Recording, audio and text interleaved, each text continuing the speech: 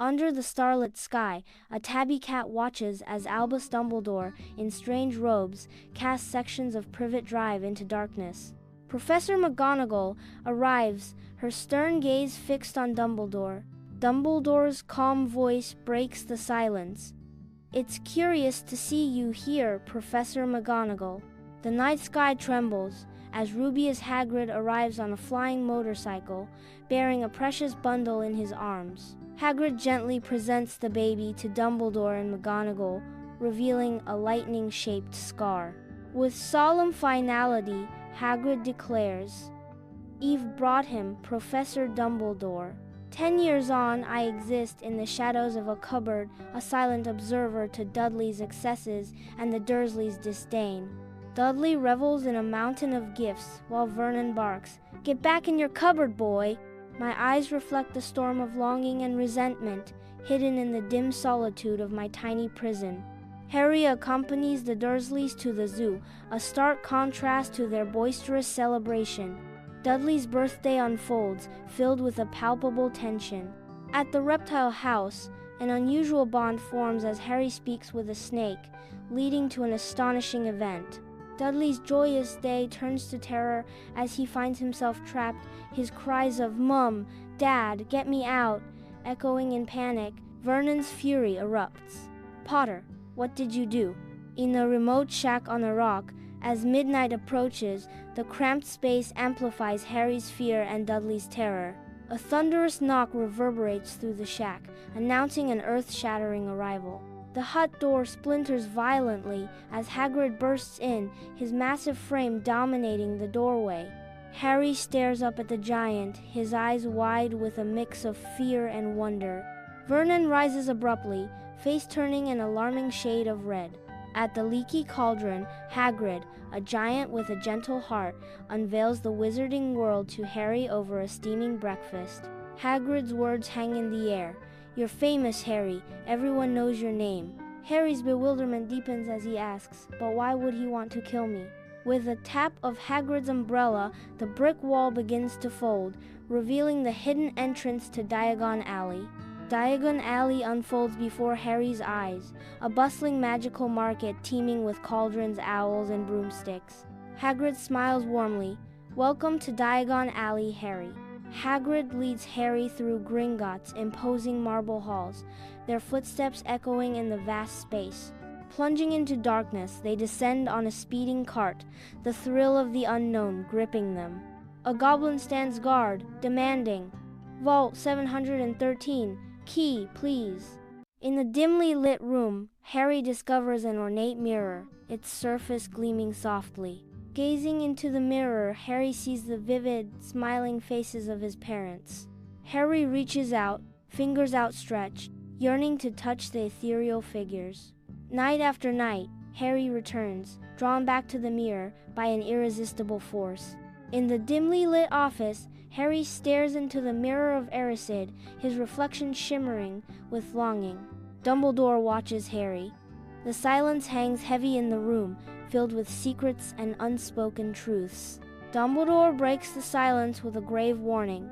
It does not do to dwell on dreams and forget to live. Hermione, absorbed, pores over a book, unraveling ancient secrets. Ron leans back, restless, his gaze wandering as Hermione's words echo. Harry watches Hermione, his eyes reflecting a dawning realization. "I've found it," Hermione announces. "Nicholas Flamel is the only known maker of the Sorcerer's Stone, which grants immortality." Ron's eyes widen. So, Snape is after the stone to help Voldemort. High above the Quidditch field, Harry soars on his broom, determination etched across his face as he practices, unaware of the impending danger.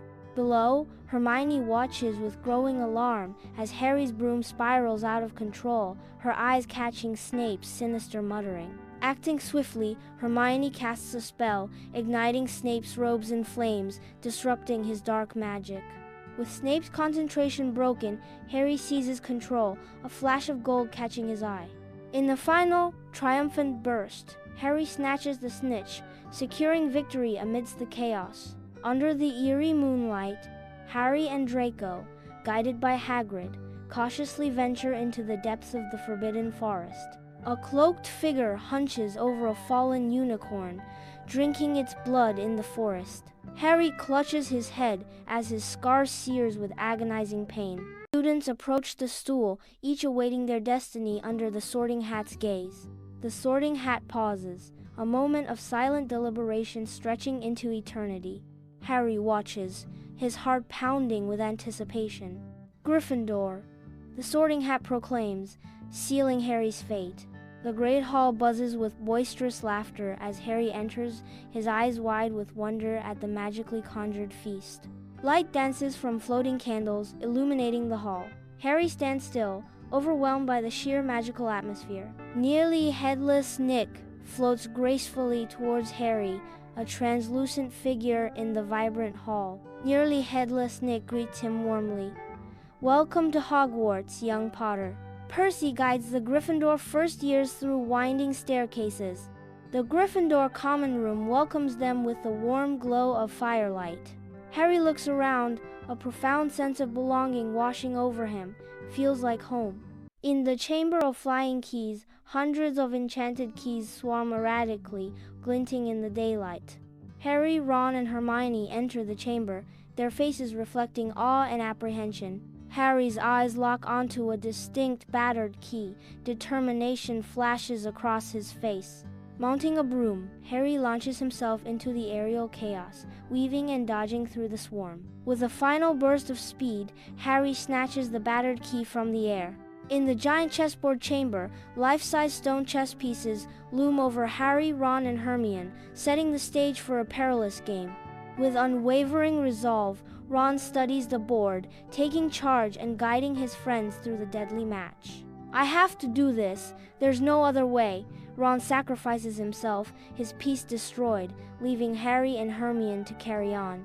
With heavy hearts, Harry and Hermione press on, securing victory amidst profound loss. Flames engulf the path as Hermione faces a daunting choice, and a stone tablet displays a cryptic riddle. Hermione carefully examines the potions, her brow furrowed, as she declares, "Only one will let you pass through the fire." With resolve, Hermione decides, "I'm staying here to warn Dumbledore." Harry enters, expecting one foe, but finds Professor Quirrell standing before the Mirror of Erised. Quirrell's calm facade shatters as he reveals, "I've been working for Lord Voldemort all along." Quirrell removes his turban, revealing Voldemort's face. Voldemort commands, "Quirrell, seize the stone from Harry." Harry sees his reflection pocket the stone and feels it in his pocket. Voldemort gestures. Quirrell, eyes gleaming with manic intensity, lunges toward Harry. Quirrell recoils in agony, his hand smoking and blistering from the touch. Harry seizes Quirrell's face. A horrifying scream rips from Quirrell's throat as he crumbles to ash in Harry's grasp. Voldemort's spirit rises from the ashes, hurtling through Harry, leaving him unconscious on the cold stone floor.